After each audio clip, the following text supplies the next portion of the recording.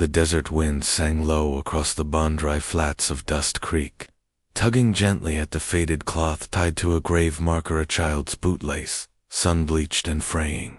Just beyond the wooden cross, a man stood silent, his shadow cast long and thin in the amber light of a dying sun.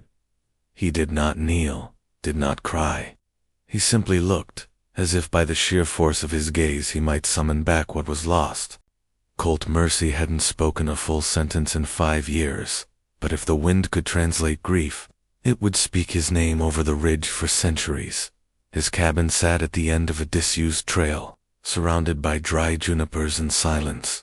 The boards were scorched on one side, an old fire, long dead but never forgotten. The cradle inside remained untouched, though the child it waited for had turned to ash with her mother. Colt kept it as it was, as if his silence was a ritual to preserve what little hadn't been taken. He had once been the deadliest shot west of the Missouri, known only as the Dagger of Dust Creek. Now, his only companions were a mule with cloudy eyes and the ghosts that clung to his walls. That morning, he'd found tracks near the water trough. Not animal, not neighbor, just one set of boots, small, deliberate. They didn't steal anything, didn't leave a note, but something about them gnawed at him. Someone had stood by his porch in the dark and waited, watching, the kind of thing that made his old nerves stir awake like snakes in a winter den. So when the knock came, just as the sun tipped into evening, Colt was already sitting inside with his rifle laid across his knees. He didn't call out, didn't move, just listened. A voice came, quiet but certain. "I've got something for you. Letter?" He didn't answer. The silence stretched, thick and dry as old rope. "I'll leave it here." The footsteps faded, careful and slow. He counted 12 paces before they vanished. Only after the sun slipped beneath the ridge did Colt open the door. The letter sat on the top step, creased but unsealed. No name on the outside. He opened it in the candlelight, his hand scarred and steady. One line, "He's back." Jed talks when drunk. Colt didn't move for a long time. Just read it again and again, like tasting poison to be sure it's real. He didn't sleep that night. He sat by the fire, polishing the old Colt Navy revolver that hadn't left its case in years. The same one he hadn't used since they burned. His house, his wife and 2 sons inside it while he was out breaking a wild mare for trade. The fire had taken everything but the ring he wore around his neck and the rage that lived behind his ribs. At dawn, Colt saddled his mule. He rode into town, slow, face shaded, eyes hard as river stone. Dust Creek hadn't changed. Same leaning saloon, same cracked church bell. Folks stopped what they were doing. Children froze in the middle of their games. A dog whimpered and crawled under a porch. The dead man had come home. He tied off at the water post, didn't speak, just walked into the saloon like a ghost, reclaiming his grave. Inside, the air was stale, with smoke and secrets. A few gamblers paused mid-hand. Behind the bar stood Jed Hawthorne, thicker than he used to be, beard streaked with gray.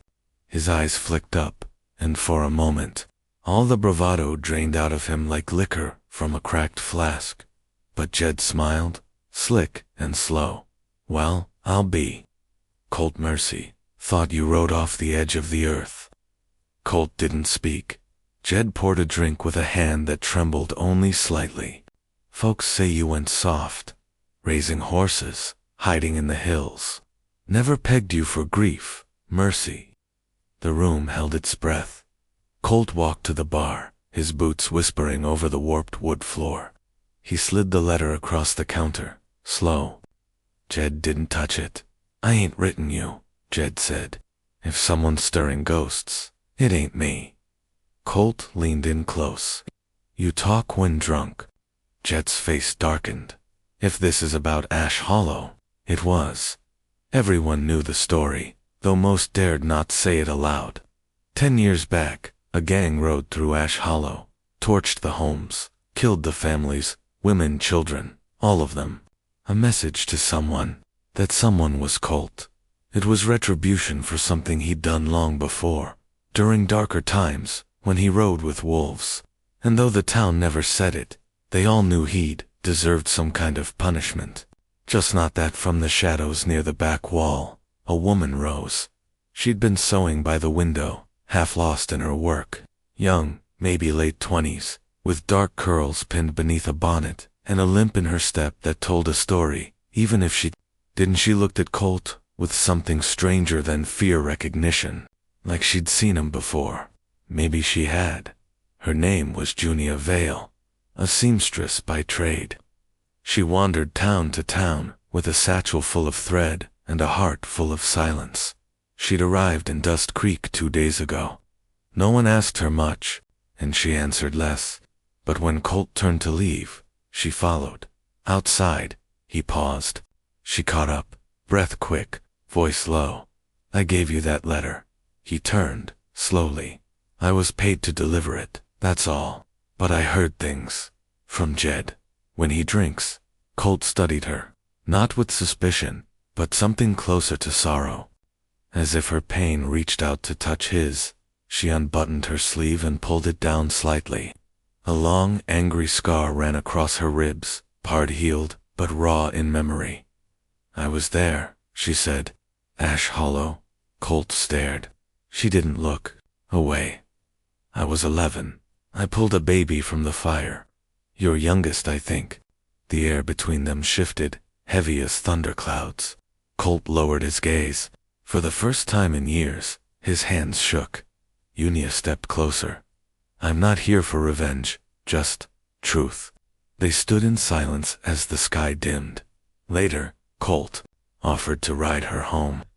No words, just a motion toward his mule. She climbed on behind him, arms loose, as if not trusting closeness. They rode slow through the valley, the trail lined with brittle weeds and bleached rocks. A hawk cried overhead, chasing shadows across the land. When they reached her shack, he dismounted and handed her a small knife. His old one, worn, reliable. "In case you change your mind." She looked at it, then him. "I won't." He nodded, once, slow. Then turned, his silhouette sinking into dusk like a question unanswered. That night, Colt sat again by the fire, the letter burning slowly in his hand. He dropped it into the flames and watched it curl into ash. Behind him, the wind knocked gently at the shutters, like the fingers of the past asking to be let in. And this time, Colt didn't shut the door, he just waited. For what? He wasn't sure, but something had started moving again inside him. Something old, something deadly, and something still human. The sky hung low over Dust Creek the next morning, heavy with gray that hadn't turned to rain in months. In the silence before sunrise, Colt Mercy stood on his porch, with a rifle in his hand and the scent of cold iron in the air. He hadn't slept. There was a noise in his bones, a hum of something unfinished, like a melody that paused just before its final note. He wasn't a man built for vengeance anymore. His body ached in ways it hadn't when he was young. But time hadn't dulled what had been forged in blood. Colt didn't seek out war. He only answered when it came scratching at his door. He saddled the mule and tucked the knife Unia had returned into the side pouch, blade still clean. She'd handed it back that morning, without a word, just a nod. No explanation needed. Some things pass between wounded souls without ever touching the air. The town stirred slowly as he rode in, its buildings still yawning in the early light. Doors cracked open only to close again when they saw him pass.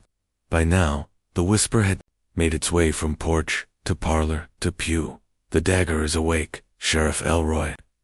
Pike waited on the boardwalk outside the jailhouse, hat in hand. He didn't look surprised to see Colt, just tired, like a man who'd been expecting his sins to arrive in flesh. "You here for Jed?" the sheriff asked quietly, eyes downcast. "I'm here for the truth." Sheriff Pike looked older than Colt remembered, more hollow than gray.